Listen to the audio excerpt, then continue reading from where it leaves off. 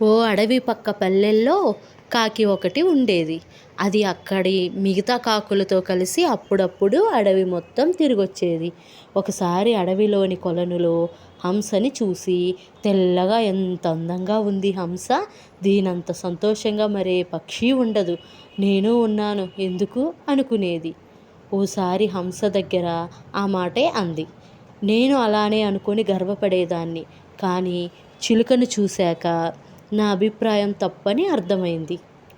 ఎరుపు, ఆకుపచ్చ రంగులో ఎంత బావుంటుందో కదా చిలుక, అంది హంస. అప్పుడు కాకి చిలుక దగ్గరికి వెళ్ళి హంస అన్న మాటల్ని చెప్పింది. అవును, హంస చెప్పినట్లు నా రంగుల్ని చూసి ఎంతో సంతోషంగా ఉండేదాన్ని. కానీ నెమలిని చూశాక అందమంటే దానిదే అని అనిపించింది. నాకు 2 రంగులు మాత్రమే ఉన్నాయి, నెమలికి ఎన్నో రంగులు, అంది చిలుక కాస్త అసూయగా. వెంటనే నెమలిని కలిసి ఈ మాటల్ని చెప్పాలనుకుంది కాకి. అడవంతా తిరిగింది, కానీ దానికి ఒక్క నెమలి కూడా కనిపించలేదు. ఒకసారి అది దగ్గరి ఊర్లో జూలో నెమలిని చూసింది.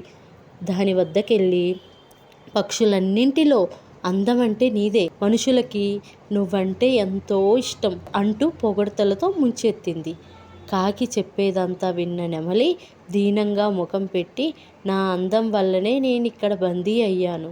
అడవిలో ఉన్నంత వరకు వేటగాళ్ళకి భయపడి తాక్కుంటూ తిరగాల్సి వచ్చింది.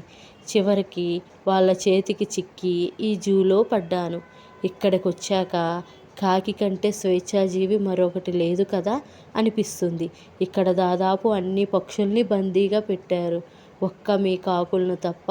నేనే కాకినయ్యుంటే నీలాగా స్వేచ్ఛగా తిరిగేదాన్ని కదా, అంది. ఆ మాటలు విన్న కాకి అప్పట్నుంచి మిగతా పక్షులతో పోల్చుకోకుండా హాయిగా జీవించటం మొదలుపెట్టింది. ఈ కథలోని నీతి ఏమిటంటే, ఆనందం అనేది అందంలో ఉండదండి, మనం జీవించే జీవితంలో ఉంటుంది.